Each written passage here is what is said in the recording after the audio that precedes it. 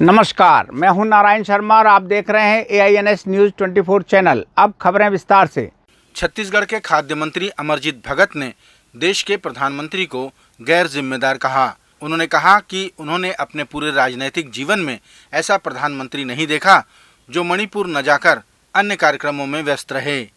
मंत्री भगत ने कहा कि प्रधानमंत्री ने अपने राष्ट्र धर्म का पालन नहीं किया और मणिपुर को जलने दिया। सरकार के मुखिया माननीय प्रधानमंत्री जी अपनी जिम्मेदारी से भाग रहे हैं, लोगों को मरने के लिए वहाँ छोड़ दिए। ऐसा गैर जिम्मेदार प्रधानमंत्री आज तक अपने इतने लंबे राजनीतिक जीवन काल में मैंने नहीं देखा कि मणिपुर जल रहा हो और वहाँ जाने के बजाय इधर उधर का कार्यक्रम वो कर रहे हैं। राजधर्म का पूरे बिल्कुल राजधर्म का पालन करना चाहिए। हम जब अपने पद की शपथ लेते हैं तो लोगों को सुरक्षा की गारंटी देते हैं और अपने शपथ से हम वो कर रहे हैं। आज राजधर्म आपको याद दिलाता है कि आप अपने राजधर्म का पालन करिए। आप हों, महामहिम राज्यपाल हों, वहाँ के मुख्यमंत्री हों, अगर आपसे नहीं संभल रहा है तो आप अपने पद से त्याग पत्र दे दीजिए। नैतिक जिम्मेदारी आपके। छत्तीसगढ़ के मुख्यमंत्री भूपेश बघेल ने 31 जुलाई को बेरोजगारी भत्ता योजना की चौथी किस्त के रूप में 31.71 करोड़ रुपए की राशि 1,22,625 हितग्राहियों के खातों में अंतरित की। अब तक राज्य के पंजीकृत बेरोजगारों को 112 करोड़ रुपए की राशि का भुगतान किया जा चुका है। इस मौके पर मुख्यमंत्री ने कहा कि युवाओं को रोजगार से जोड़ना हमारी प्राथमिकता है। इसके लिए हम लगातार प्रयास भी कर रहे हैं। उन्होंने कहा कि बेरोजगारी भत्ते ने युवाओं को बड़ी राहत दी है। आज 31 करोड़ 71 लाख रुपया अंतरित किया गया और लगातार ये आंकड़े बढ़ते जा रहे हैं। जैसे जैसे पंजीयन हो रहा है, उसका वेरिफिकेशन हो रहा है और उसके बाद वो पात्र हैं उनको हर महीने 2,500 रुपया की राशि मिल रही है। आदरणीय साथियों, 112 करोड़ 43 लाख रुपया सीधा ट्रांजैक्शन। नहीं तो पिछली सरकार में 15 साल में 98 करोड़ रुपया की राशि दी गई थी। 500 रुपया था, फिर 1100 हुआ, फिर उसे जनपद में या नगरीय प्रशासन के कार्यालय में जाके आपको फॉर्म भरना होता था, अब ऑनलाइन है। फिर चेक लेने के लिए वहां जाना पड़ता था, उसकी जरूरत नहीं है, सबके खाते खुले हुए हैं, सीधा खाता में राशि पहुंच रहा है। तो बहुत सारी सुविधाएं अब टेक्नोलॉजी का लाभ लेते हुए सीधा हितग्राहियों के खाते में। देश में इन दिनों आई फ्लू महामारी को लेकर स्वास्थ्य विभाग सतर्क है। इधर दंतेवाड़ा जिले के आवासीय विद्यालयों में जहां अत्यधिक बच्चे एक साथ रहकर अध्यापन करते हैं, ऐसी जगहों को लेकर शिक्षा विभाग अलर्ट मोड पर है। जिला शिक्षा अधिकारी प्रमोद ठाकुर ने सभी आश्रमों और हॉस्टलों में साफ सफाई रखने के विशेष दिशा निर्देश जारी किए हैं और आई फ्लू के सिम्टम दिखने पर तुरंत सूचित कर उपचार कराने का आदेश भी दिया है। स्वास्थ्य विभाग से समन्वय किया है और स्वास्थ्य विभाग के द्वारा पत्र भी जारी कर दिया गया है। सभी जगह हमने भी स्कूलों को इन्फॉर्म कर दिया है कि अगर ऐसी नौबत आती है तो नज़दीक के स्वास्थ्य केंद्र में पूरी व्यवस्था है, वहाँ जाके बच्चों का इलाज कराएं। और बच्चों को भी जागरूक कर रहे हैं कि अगर किसी प्रकार से आई फ्लू होने के पहले जो आँख में दर्द होता है या जलन होती है, ऐसी कोई नौबत आती है तो तत्काल हॉस्पिटल जाएं। अभी हमारे जिले में उतनी समस्या नहीं है किसी भी। छत्तीसगढ़ के मुख्यमंत्री ने आज लोक निर्माण विभाग के अधिकारियों की बैठक ली, जिसमें उन्होंने बारिश के तुरंत बाद सड़कों की मरम्मत के निर्देश दिए। मुख्यमंत्री ने निर्माणाधीन सड़कों के कार्यों को भी जल्द पूरा करने को कहा। उन्होंने रायपुर शहर के शारदा चौक से तात्यापारा चौक तक निर्माण तथा भू अर्जन प्रकरण समेत 137 करोड़ की लागत से बनने वाली 510 मीटर सड़क को लेकर भी कार्य जल्द शुरू कराने अधिकारियों को निर्देश दिए।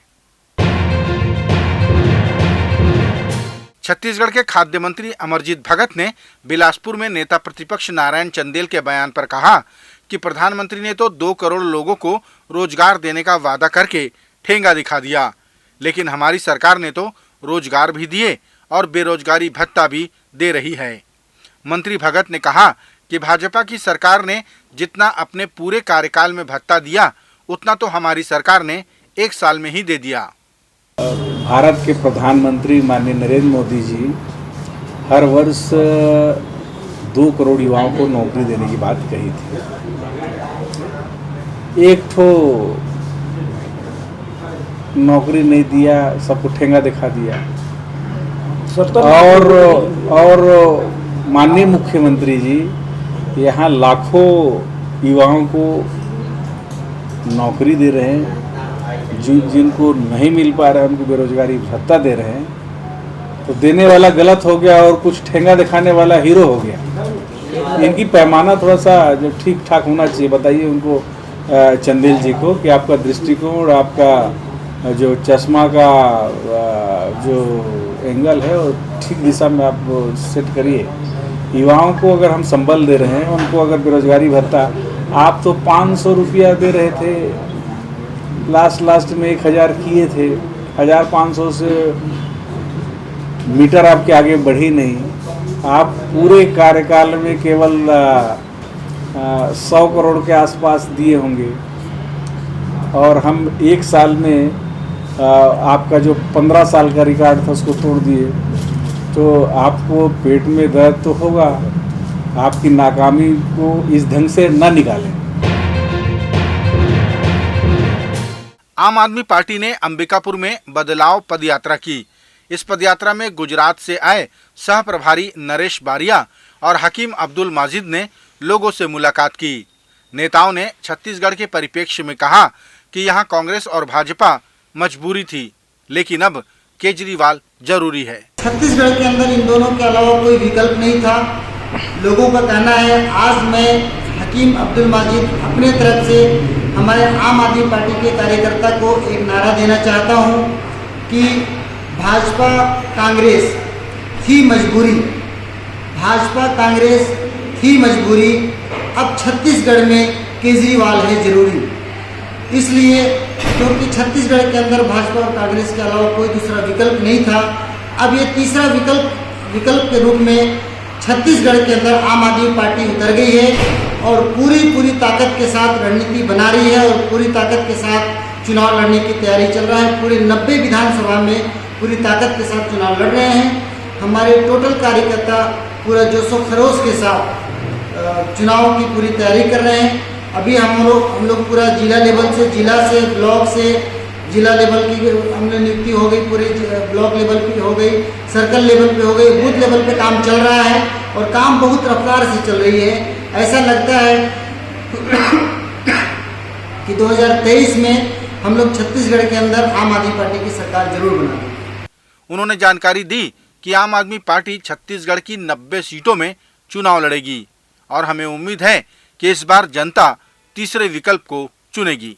सब लोग यही बोलते हैं कि कांग्रेस सरकार ने भ्रष्टाचार बहुत किया है और भाजपा सरकार ने महंगाई ज़्यादा बढ़ाई है। उसके लिए कोई उनसे अभी साथ नहीं देने वाले हैं, तो हमारी आम आदमी पार्टी से सब लोग जुड़ रहे हैं। मुख्यमंत्री भूपेश बघेल से छत्तीसगढ़ी भाषा छात्र विकास समिति के सदस्यों ने मुलाकात की। उन्होंने छत्तीसगढ़ी भाषा के लिए प्राध्यापक पद पर भर्ती किए जाने की घोषणा के लिए मुख्यमंत्री को प्रतीक चिन्ह, शाल एवं श्रीफल भेंट कर आभार व्यक्त किया। मुख्यमंत्री ने इस मौके पर साहित्यकार दुर्गा प्रसाद पारकर की रचनाओं के संग्रह सुमिरों छत्तीसगढ़ का भी विमोचन किया। ये थे आज के प्रमुख समाचार। आप देख रहे थे हमारा लोकप्रिय यूट्यूब चैनल AINS न्यूज़ 24। अब हमें इजाज़त दीजिए। कल तक रोजाना की ताज़ा खबरों के लिए आप देखते रहिए हमारे लोकप्रिय यूट्यूब चैनल AINS न्यूज़ 24 को। हमारे यूट्यूब चैनल को लाइक और सब्सक्राइब करना ना भूलें। नमस्कार।